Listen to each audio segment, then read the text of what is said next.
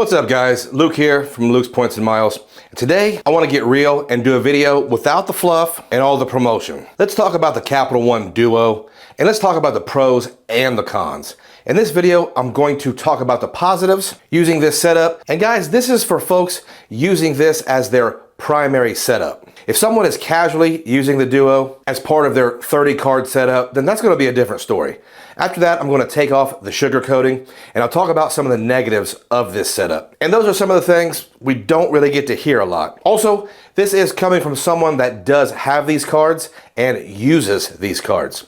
Finally, I'll go into a third segment where I will get real and I'll try to sum this up when compared to other possible setups because we don't live in a vacuum and none of us are limited to just one setup.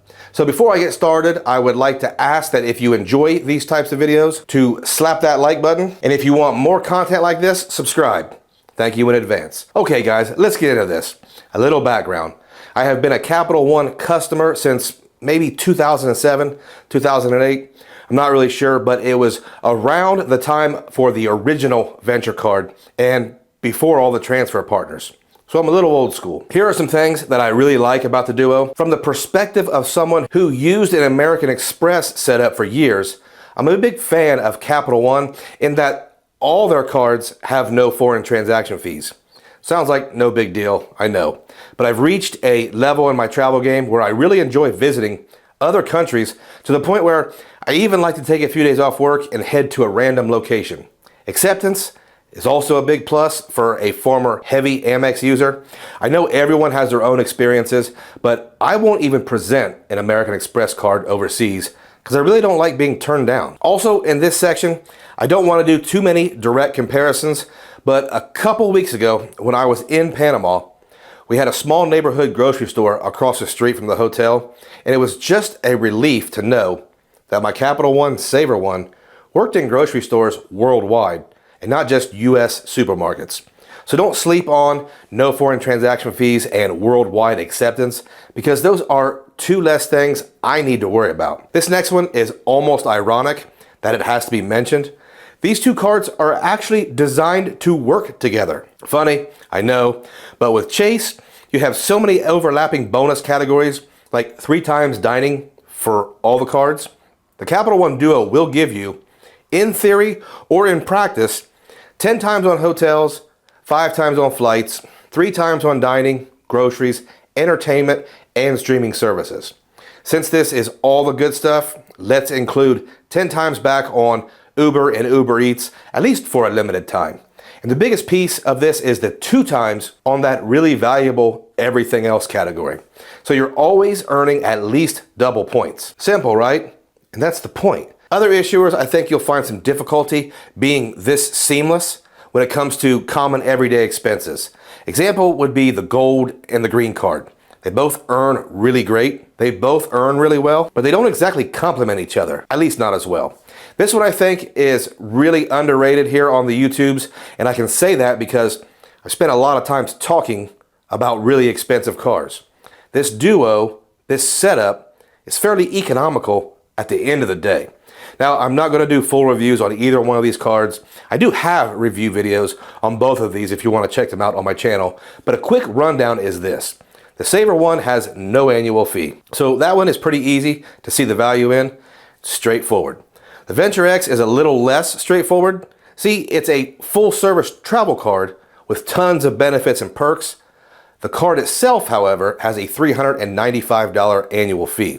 That sounds, at first glance, fairly expensive, but the card has a yearly $300 travel credit within the portal, and to help recoup the rest of that annual fee, Capital One is going to give you 10,000 Capital One miles each card anniversary, and that is going to be worth at least $100. So a lot of folks will say things like they pay you to keep the card, but let's not even get into that. I still think it's safe to say that if you travel at all, this card and this setup is extremely affordable, and more importantly, it doesn't take a ton of work or effort to make it affordable. Now, this last one is more personal for me, but I'll try to keep it relatable for everyone else. The setup, more specifically the Venture X, grants lounge access. Remember, I said this was a full service travel card. The Venture X includes Priority Pass that gives you, the card holder, access to the Priority Pass lounges, as well as Plaza Premium and my favorite domestic lounges, the Capital One lounges.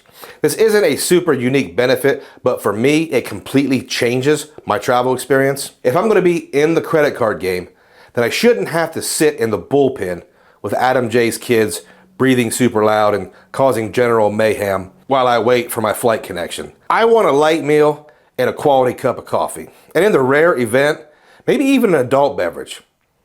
Come to think of it, I've never had a drink in a lounge, but one of these days, I'm sure I'll have something to celebrate.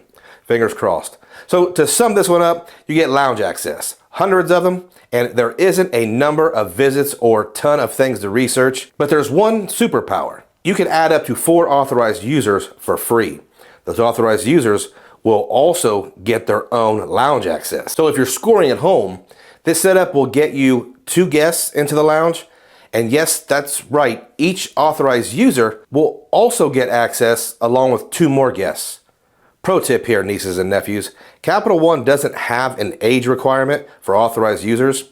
So you guessed it, my 7-year-old Carlos, he has his own Venture X card. I'm sure all this sounds pretty good for what a lot of folks consider a zero or a negative cost basis yearly, right? Well, this is the part where we get into the negatives of the Capital One Duo, and I'm not going to pull any punches with this video. We can't talk about the negatives without mentioning the Capital One application process. For who knows how long, Capital One has performed hard credit checks on all 3 bureaus. Me personally, I don't care much about inquiries.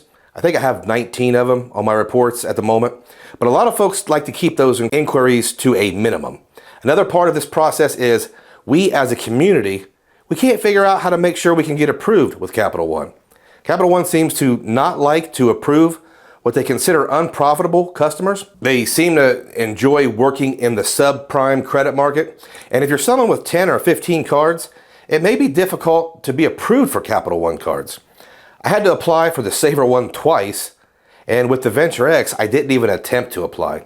I did a product change from an older account that had previously been a Venture card and then a Quicksilver card. These things can make Capital One very frustrating to deal with for some people. For a lot of newer folks in the game, the absence of a domestic airline partner can be a huge letdown. Chase has United, Southwest, Amex has Delta, Bilt has American Airlines, but Capital One really only has foreign airlines. What this means is you either have to rely on booking through the portal with substantially less value, or you need to learn the game. Many of us book our American Airlines flights through British Airways and Delta flights through Virgin. But those are skills that need to be learned, and not everyone has those skills. Moving over to hotel partners, you have Wyndham and All Accor Limitless. You also have Choice, but none of these are super popular among most of us. I know a lot of people are getting really good value from Wyndham with the Vacasa bookings, but there's no power move here when it comes to hotels. On the flip side, if you're a deal hunter and a hotel free agent, you probably won't mind because you'll still be getting 10x through the portal. Speaking of the portal, I think the dependence on it is a weakness itself, and especially because there's no real incentive to use it. With Chase, you can get a 25 or 50% bonus for going through the portal, but with Capital One, there's no such bonus. I'm not a fan of using travel portals to begin with, so the fact that I have to even use it a little bit is definitely a restriction I don't like. I do want to mention though that flights booked in the portal will give you the option to include your frequent flyer number, and those flights will count as paid and will earn airline miles and earn towards status. So I think for flights, it's okay to use. Another negative of this setup comes from its simplicity. There are a lot of examples of more work equals more reward in this game, and we've already mentioned that this setup requires less work. You won't have a gas category.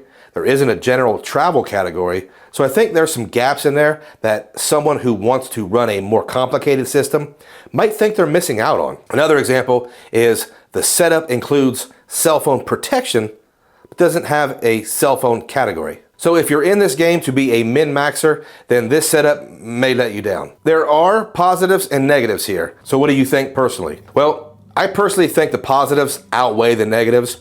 I don't think you're risking credit card burnout with this setup. You won't be getting any headaches trying to maximize that obscure quarterly credit. You'll be consistently earning at least double miles, and there are tons of real, tangible travel perks. You won't be locked into any airline or hotel either. Every setup has pros and cons, and I think this one can compete with its competitors, and I think it actually has its own place in the mix. I almost put this one at the opposite end of the spectrum from Amex. I think the Amex system will out-earn and out-benefit Capital One, but with much more work involved and a much higher annual fee. The Capital One setup isn't as popular as the Chase Trifecta, but it's much simpler without the quarterly categories, and you don't have to settle for the 1.5x on your non-category spend. So at the end of this video, I'm going to say this could come down to personal preference. If you want to play the game with a 2-card setup and focus on more important things in life, then I think you can do just fine with the Capital One partners and redeeming the other travel purchases for 1 cent per point. I don't think anyone is losing with this duo. However, if you want to focus on cash back, maxing every opportunity, or transferring to Hyatt, then this one might not be your best option. Guys, obviously I do have a shameless plug here at the end, and if anyone would like more information on either of these 2 cards, I'm going to put my referral links in the description below. If you liked the video, slap that thumbs up and subscribe for more credit card and travel videos. As always, guys, if you stayed around all the way to the end, I appreciate every single one of you. Thank you.